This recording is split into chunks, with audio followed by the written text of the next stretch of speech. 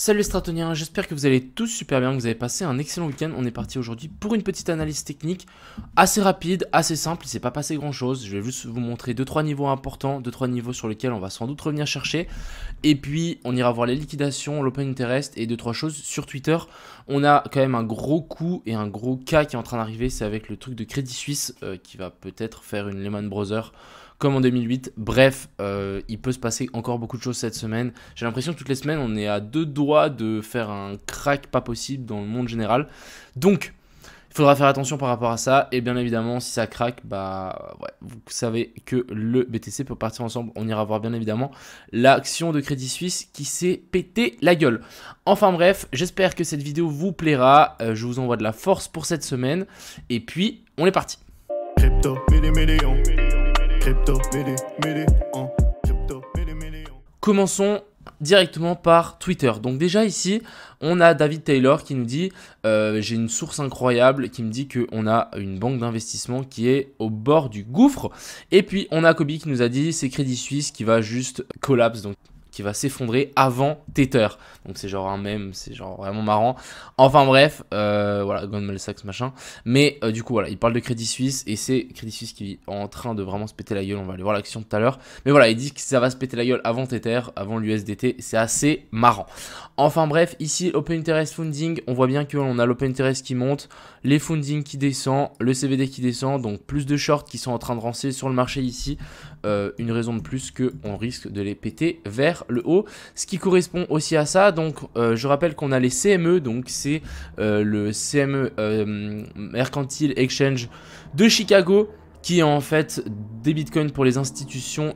En fait ça ferme le week-end, du coup en fait ici on a eu le close le week-end, et souvent ce qu'on fait c'est on revient chercher à la fin du week-end et on stabilise. Donc en gros ça nous fait un aimant jusqu'ici, donc ça a close à 19 434, donc il y a de fortes chances que le bitcoin revienne chercher sa zone des 19 434 à la fin du week-end, voire lundi directement. Donc c'est vraiment quelque chose qui arrive très souvent, sinon ça crée un gap sur la chart CME. Parce qu'on peut aller voir tout à l'heure, hein, mais voilà. Et du côté ici de Kingfisher, les liquidations sont inexistantes. On a toujours les pics ici, donc là on a un pic à 100 millions, ça a augmenté. Mais sinon les autres liquidations restent plutôt neutres. Très très proche du cours ici, on n'a pas grand chose, hein. Vous voyez ici, on a presque aucune liquidation. Allez, le premier pic c'est quoi? 21 500. Ensuite ici on a toujours ces mêmes liquidations au sud et un autre pic à 21 400. Donc vraiment ça n'a pas changé, il y a un petit peu moins de liquidation, ça a grandi au sud, etc. Du côté de la chart, moi ce que je dis c'est qu'on est revenu chercher une zone assez intéressante. Donc vous voyez cette ligne ici que j'ai tirée depuis assez longtemps, on est venu la retaper, donc ça c'est plutôt quelque chose de cool. Ça veut dire que tout simplement on est venu combler la zone de fair value gap qui était ici. Donc pour moi elle est comblée, on est passé ici sous cette zone de liquidité. La zone de fair value gap, donc je rappelle c'est une zone d'imbalance dans la value, on est venu la chercher, donc c'est pas mal.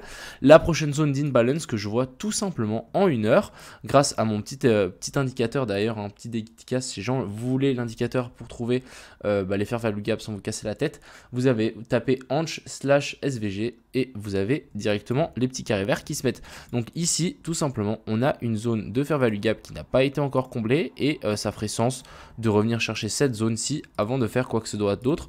Donc si vraiment on veut chuter, ça ferait sens de les gens qui sont en train de shorter maintenant à cause des news etc. On les recte. On remonte jusqu'ici à la zone de fair value gap et ensuite on se repète la gueule plus bas. Et là, ça pourrait être à mon avis une belle zone de short.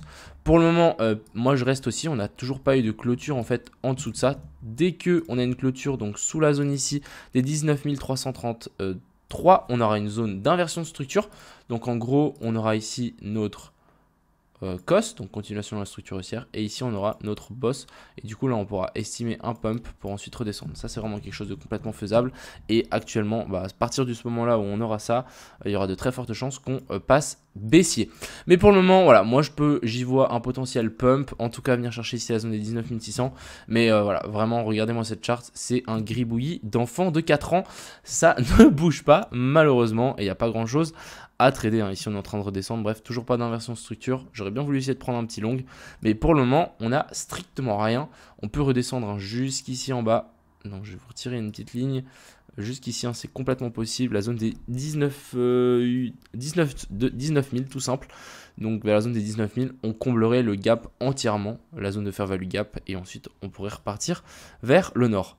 Du côté de l'Ethereum, ça n'a pas bougé non plus, toujours sur le même support. On n'a toujours pas fait de clôture au-dessus de cette zone ici qui est une zone clé. C'est la zone des 14 000, des 1400. Mais voilà, sinon il n'y a rien. Peut-être juste cette petite trendline, bref. Mais sur l'Ethereum, c'est vraiment la mort, mais de chez mort.